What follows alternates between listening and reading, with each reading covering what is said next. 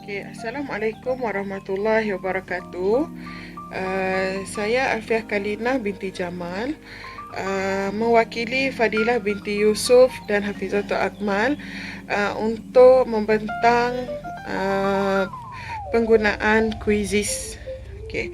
Seperti yang kita tahu, Quizizz lebih dikenali sebagai satu aplikasi yang mudah untuk guru-guru gunakan untuk menilai ataupun mentaksir murid-murid sama ada dapat menguasai maupun tidak di dalam bab yang telah diajar guru, tanpa kira masa kini ataupun yang lepas.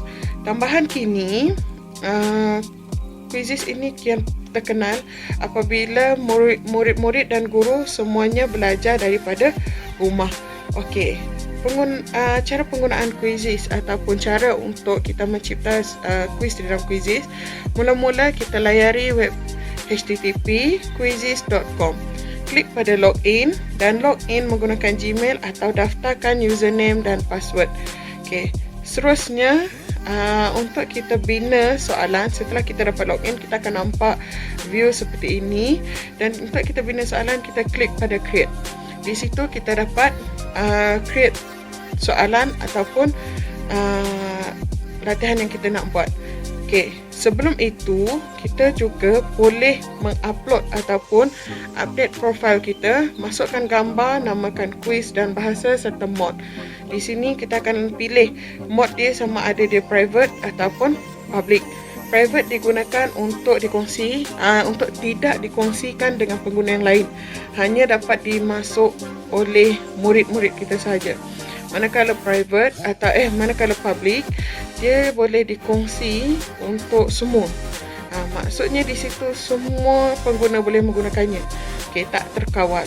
Okey, seterusnya, untuk membina soalan, kita mula-mula pilih new question. Di dalam new question, kita klik untuk mendapatkan soalan. Untuk menambahkan soalan, kita klik pada new question. Selepas itu, kita typekan soalan pada kotak sebelah new question. Di situ, kita boleh menulis apa sahaja yang kita nak. Malahan kita boleh tambah gambar untuk soalan yang ada gambar. Tambahan juga, kita boleh tukar warna tulisan ataupun gariskan ataupun masukkan formula-formula untuk math terutamanya. Okey, kita teruskan dengan type soalan. Kita type soalan, typekan juga jawapan, sekurang-kurangnya 2 pilihan sebab dia adalah quiz kan. Okey, 2 pilihan. Okey, setelah kita selesai, kita tulis semua soalan dan jawapan, kita klikkan pada jawapan yang betul. Okey, untuk kita klikkan pada jawapan yang betul, untuk murid-murid dapatkan jawapan setelah menjawab kuis tersebut. Okey, dalam masa yang sama, kita boleh setkan tempoh masa soalan untuk dijawab. Contohnya 10 saat, 30 saat ataupun 20 saat. Okey, di situ murid-murid akan ada masa untuk berfikir. Setelah selesai semuanya, kita boleh preview question dekat question preview di sebelah kanan tu. Sebelah kanan skrin, kita boleh preview soalan secara real time. Okey, setelah kita selesai semua bahagian ini, kita boleh finishkan jawapan soalan kita. Okey, klik pada finish, maksudnya selesai. Okey, di situ bermaksudnya jawapan kita dah selesai. Setelah itu, setelah selesai, kita boleh pilih sama ada nak jalankan sekarang ataupun sebagai kerja rumah. Okey, bila dia dijalankan sekarang, murid kita boleh bagi pula kod kepada murid-murid. Okey, di situ setelah murid-murid dapatkan kod, kita share kod tu kepada murid-murid. Mereka akan masukkan kod dan masukkan nama. Okey, contoh kod dia macam di sini sebagai 099717. Murid masukkan, setelah mereka masukkan kod, mereka akan tulis nama dan benda proses Quizizz akan proceed. Di sini kita nampak paparannya. Okey, setelah murid dapat kod dan masukkan nama, okey, di sini murid dan guru akan nampak skrin yang mana dia memaparkan nama murid dan akan ada tulisan start game di atas.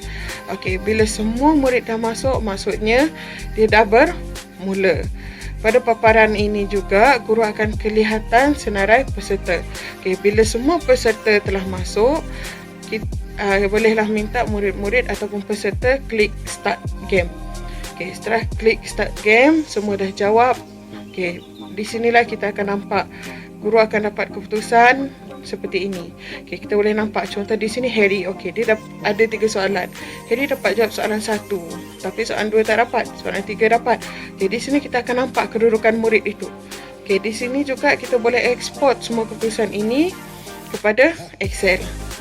Okey, kita boleh bincang soalan dan kita tahu di mana murid ini tidak faham melalui kaedah ini. Okey, seterusnya, okey, kalau untuk sebagai mod kerja rumah, guru-guru akan dapat paparan seperti ini. Okey, kita akan tetapkan masa untuk murid menjawab kuis tersebut. Okey, setelah kita tetapkan masa, kita proceed. Setelah proceed, kita masukkan deadline semua, kita masukkan masa untuk due date. Okey, di sini kita akan tahu validnya masa tersebut. Maka murid-murid kena jawab mengikut masa yang telah ditetapkan oleh guru. Kena jawab sebelum due date masa tersebut. Okey, sama kita bagi kod kepada murid dan juga pautan kuis supaya murid dapat masuk login mengikut kod yang diberikan. Okey, di sini murid kena alert dan guru kena peringatkan murid tentang tarikh dan masa valid kerja rumah tersebut. Okey, begitu sahajalah untuk kami punya slide membuat quizzes ini. Sekian, terima kasih.